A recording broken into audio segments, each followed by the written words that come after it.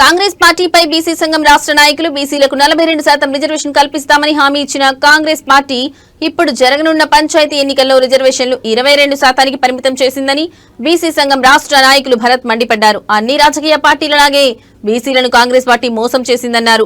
అధికారంలోకి రాకముందు 42% రిజర్వేషన్లకు కట్టుబడి ఉంటామని చెప్పిన నాయకులు అధికారంలోకి రాగానే బీసీలను అనగదొక్కే ప్రయత్నం చేస్తున్నారని ఆరోపించారు.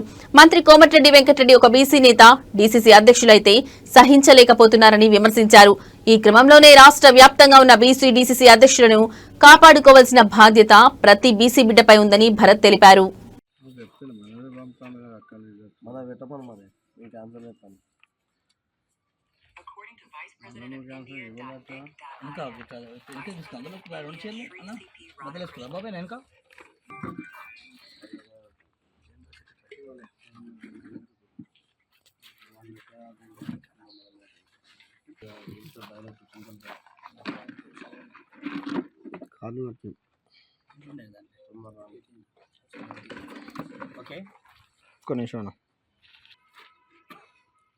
మీడియా మిత్రులందరికీ కూడా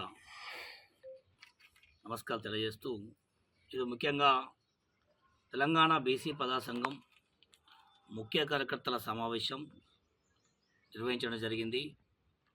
ఇవాళ ఈ యొక్క ముఖ్య మీడియా సమావేశం నిర్వహించడానికి కారణం, రాష్ట్రంలో జరుగుతున్నటువంటి బీసీలపై జరుగుతున్నటువంటి కుట్ర రాజకీయాలు, బీసీలను మోసం చేస్తున్నటువంటి ఈ వ్యవహారం పైన ఇక అత్యధికంగా బీసీ నష్టపోతుందని చెప్పి ఈ యొక్క సమావేశం ఏర్పాటు చేయడం జరిగింది. ముఖ్యంగా తెలంగాణ రాష్ట్రంలో ఏ పార్టీ కానీ బీసీల పేరు చెప్పుకొని పబ్బం గడుపుతూ మేమంటే బీసీలను ఎక్కువ ప్రేమిస్తాం, మేమంటే బీసీలకు న్యాయం చేస్తున్నామని చెప్పి ఏదో వాళ్ళు ఓవర్ యాక్షన్తో వివిధ రకాల పార్టీలు కానీ బీసీలను వాడుకుంటూ కాలం చెలాయిస్తున్నటువంటి సందర్భం చూస్తున్నాం. ముఖ్యంగా కాంగ్రెస్ పార్టీ విషయంలో ఇటీవలే 42% రిజర్వేషన్లు కల్పిస్తాం, మా పార్టీ పరంగా కల్పిస్తాం, మేము మొత్తం రిజర్వేషన్ కల్పిస్తాం, అనేక రకాలుగా అనేక ప్రెస్ మీట్లలో స్వయంగా ముఖ్యమంత్రిగా చెప్పిండు. నిన్న సర్పంచ్ నోటిఫికేషన్ విషయంలో బీసీలకు తీవ్రంగా అన్యాయం జరిగింది. 42% రిజర్వేషన్లు ఎక్కడున్నాయి, ఎవరికి ఇచ్చినావు? పార్టీ పరంగా ఇస్తున్నటువంటి 42% రిజర్వేషన్లు ఎక్కడున్నాయి? ఇవాళ పంచాయతీ ఎన్నికల్లో 42% అని చెప్పి 22%కి మీరు తీసుకొచ్చినటువంటి ఘనత ఈరోజు కాంగ్రెస్ పార్టీ. అంటే బీసీలు నష్టపోవాలా? అంటే మీరు ప్రెస్ మీట్ల ద్వారా మీడియా సమావేశాలు ఢిల్లీ వేదిక కూడా చెప్తారు. అంటే ఎవరి మాటలు నమ్మాలి?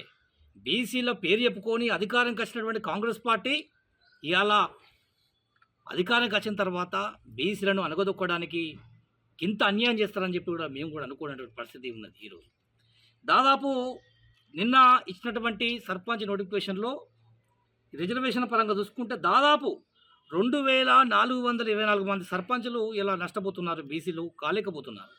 2000 పైచీలకు వార్డు నెంబర్ కూడా కాలేకపోతున్నారు.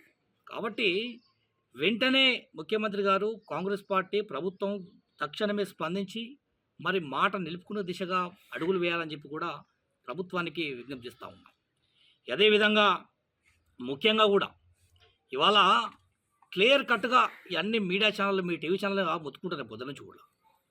నల్గొండలో ఒక ఉద్యమ నాయకుడు, ఒక బీసీ నాయకుడు, ఒక పద్మశాలి ముద్దుబిడ్డ డీసీసీ అధ్యక్షుడిగా మరి ప్రకటిస్తే మంత్రి కోమటిరెడ్డి వెంకటరెడ్డి గారు కుట్రపూరితంగా ఆయన మీద చేస్తున్న రాజకీయాలు చూస్తున్న పొద్దున్న నుంచి కూడా.